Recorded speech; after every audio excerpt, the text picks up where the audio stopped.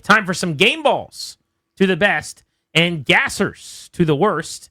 800-636-1067 is how you can join us to give out a game ball or a gasser. 800-636-1067. Danny, you get to give out the first game ball. Cliff Kingsbury, take a bow. Take a moment. Use your really deep voice and say, thank you, thank you, thank you. You're far too kind. Everybody eats. You get a carry. You get a touch. You get a nice highlight play in this game. He was masterful, I thought, always ahead of where the defensive coordinator was, always outguessing them, outsmarting them, getting guys in really good positions to accentuate their strengths. The return game was remarkable. First kickoff of the day. Deebo Samuel, 69-yard return, set them up just outside of the red zone for what was a touchdown. That's 7 special teams points as far as I'm concerned. Then Jalen Lane rips off a 90-yard punt return for a touchdown. They said he was the best return man in the draft. He looked like it there. He's been really good early this season. That was their first punt return touchdown since Jamison Crowder in 2016 against the Ravens. It's been 9 football seasons. Let's go to Toki Altizer for the latest on a 90-yard punt return for a touchdown from Jalen Lane. I mean, Toki, how steamed up were you? Because Jalen Lane, you've marked out for since the moment they called his name. So I got to be honest, we're watching it here in the studio, and we see a flag fly. Now, I assumed it was on the Raiders because I saw somebody run out of bounds right away, and I was like, I assume that's on the Raiders. So it was a little bit subdued, but it was almost like vindication because I knew this guy could do it. I saw it happen all the time at Virginia Tech, and to see him take it to the house, I was like, please just make the punter miss. You can't get tackled by the punter. He made a miss, and it was almost, obviously jubilation, but it was almost like I knew this was going to happen at some point. Glad it finally happened. Just confirmation. Yes. It was. You were just like, I'm not surprised. That's what Jalen Lane does. Can I just say real quick, the idea that a Washington fan assumed the flag was on someone else when something good happened, that's the innocence of youth right there. Everybody's sitting there going, ugh. Well, that's why we were all very quiet. Like a lot of us were still thinking, like, oh, there's a block in the back or a hold somewhere. But I'm like, I'm hoping it's that Raiders guy. So I didn't see the flag, and I thought the reaction in the crowd was weird.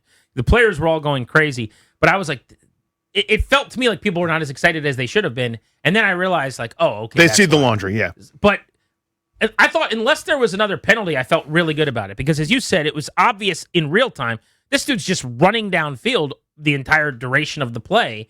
Out of bounds, I thought that had to be the flag, but you never know, I guess, until they pick up that hanky. And then, by the way, on the return game, really quickly in terms of this game ball, so you have Deebo 69, you have 90 from Lane, and then you have Luke McCaffrey had this gigantic hole. He fell. He tripped on like the 25-yard line, but again, the blocking was there for what would have been another 50, 60, God knows what, return from Luke McCaffrey. So whatever Izzo was doing yesterday against the Raiders, he had them schemed and sliced and diced. And their coverage, I thought, was really, really good, too. Give me another game ball, please, Darius. Marcus Mariota needs to be said. I think 3-4 drops in there. Otherwise, he's, 15 for 17. Well, he would have been 19 of 21 in the game without the drop. Yeah, so there you go. The only mistake, we talked about it, is probably not necessarily the fumble itself, but cutting back inside when maybe there was an opportunity to either get down or kind of, go skew towards the sideline. But I think once you're in the secondary running free like that, you're thinking, I could score right here. So I understand that. Ended up being like a short punt with a return. So that's a bummer, the fumble, but everything else, I thought he was splendid in this game. Terry McLaurin back in the mix. He did have a drop, and the quad ends up getting dinged. So now we've got to wait and see what happens there. I mean, if he's injured and misses a few weeks, that'll bring up the old conversation that we said would happen if he suffered a September injury. Although it feels like it was kind of quirky, like he was reaching for the goal line while being tackled, and that's the play he suffered the injury on. I actually thought it should have been a 57-yard touchdown. Should have been a touchdown as far as I'm concerned. Instead of a 56-yard play that got him to the 1.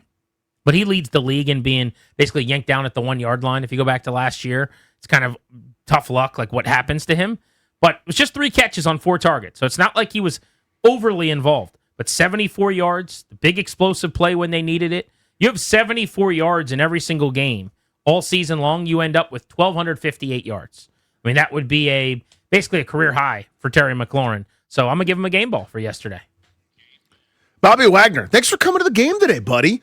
What I love is going through a box score, right, or Pro Football Reference and different spots, and I like seeing numbers in all the different columns. How about 2 sacks? How about 11 tackles? How about 6 solo tackles? How about 2 tackles for loss? How about 3 quarterback hits? He was everywhere. He was Roy Kent from Ted Lasso. I love it, Bobby Wagner. Matt Gay missed another field goal, and this time it wasn't 50-plus, which has been the Yeah. bugaboo for him in his career. It was a chippy. It was sub 40. This was a 37-yard kick. At that time, he was 1 for 4 on the season. Now, to his credit, he made from 46 and, impressively, from 56, so he's now 3 for 6 on the season. Still not a good batting average. But the 56-yarder and the 2 for 2 to finish the game saved his bacon. Worth noting, he missed from 56 initially, but Pete Carroll did the thing that I don't understand why any team does, where he calls the timeout so late that a kicker gets a practice kick. You cannot convince me that a professional athlete getting a practice kick does not help you more than it hurts you. So regardless, he misses from 56, then he gets to try again. He makes from 56. He was 2 for 3 in the game. But he also, sneaky, people forget this, he kicked the ball out of bounds immediately to start the game after Washington's first touchdown. They hate momentum, or he does. They're up 7-0, and then you kick the ball out of bounds, which you did a couple times in the preseason as well. So I've got 2 very negative moments for the kicker yesterday. That's too many. Dorrance Armstrong, another sack. They've played 3 games, and he has 3 sacks. So that's an average of...